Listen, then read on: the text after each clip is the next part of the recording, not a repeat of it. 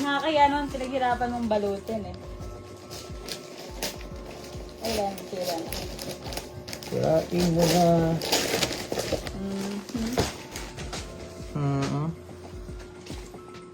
Puto, ano to? Combo? Ano combo to? Basahin mo. Ha? Sabi na prank to eh.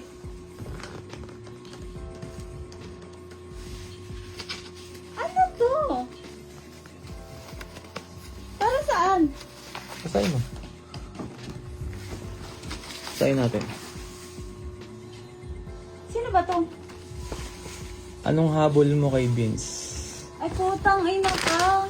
Sined mo kay ano to no? Kay Eva. Anong habol mo sa akin? Tang inang niya. Ayoko na. Uwi na ako. Less service. Sa foods. O hindi. Sinabi ko yun sa kanya.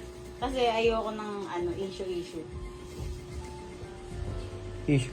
Gusto ko mag-end. Wait lang. Mayroon pa. Wala na, okay na. Alam, feeling ko yan na yun eh.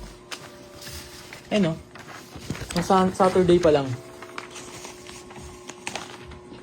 Nung bago pa kayo mag-swimming ng boyfriend mo. Sabi na eh. Diba? Ayun. Wala na, ayoko na. Date araw-araw sa BF. Ayoko na.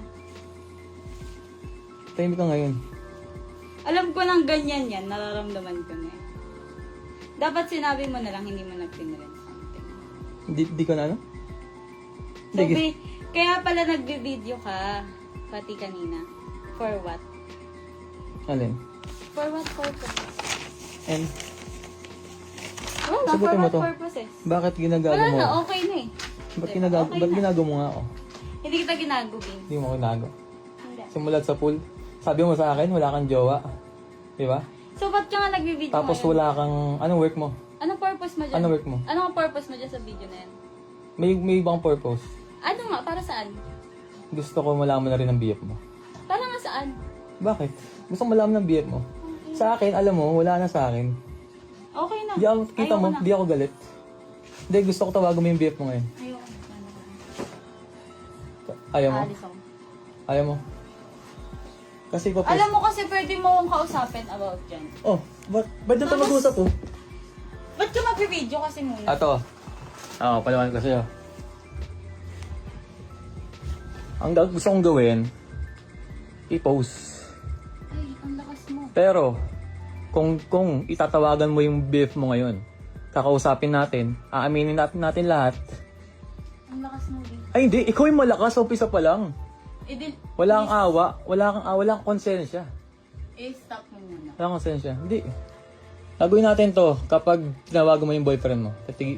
I-stop natin tong video. Okay na. Hindi.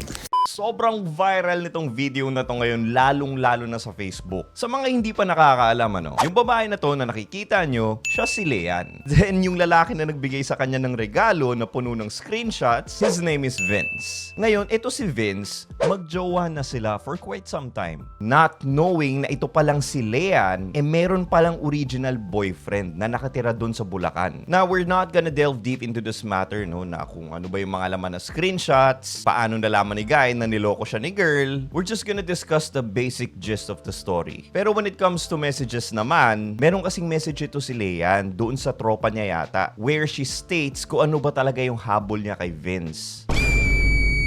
Ang problem kasi dito, pinost kasi ni Vince yung buong video niya yan sa social media. So, sabi ng mga attorney dun sa Facebook, well, I glanced over and they said na, yeah, may case nga sila yan against kay Vince. And they are saying na may violation daw si Vince about Data Privacy Act or something. And may plano ito si Leia na magsampa ng kaso kay Vince. So, if you're gonna ask me what's my 2 cents on the matter, kung ako si Guy, of course, I'm a very private person, hindi ko ipopost yung video na yun sa SOCMED. I will just talk to her and sabihin ko sa kanya na alam ko yung kagagawa na ginagawa niya. Dumi-dumi mo! And then after that, I will just leave her on the streets, so to speak, and never talk to her again. That's it. Wala nang closure o mga second time na usap pa na ganyan. Tapos na yun right then and there. She already had her chance and she done fucked it up. And kung ako yung tatanungin nyo, kung ako si Vince mas kinahiwalayan niya yung original boyfriend niya sa Bulacan just to be with me, hindi pa rin ako papayag doon, sigarilyo. Kasi anong guarantee ko na hindi rin niya gagawin sa akin in the future yung ginawa niya sa BF niya sa Bulacan? Ang message ko naman kay Leanne, please, change your ways na. What goes around comes around. Karma is real. At ang masama pa dyan, kung hindi ikaw yung sisingilin ng karma, sisingilin niya yan through your children. Totoo yan. This is not a threat. It's just how the universe works. Kaya mga sigarilyo, let me know your thoughts. Gagawin niyo din ba yung ginawa ni Vince na pinost niya yung video na yun sa social media? Let me know in the comment section below. Peace.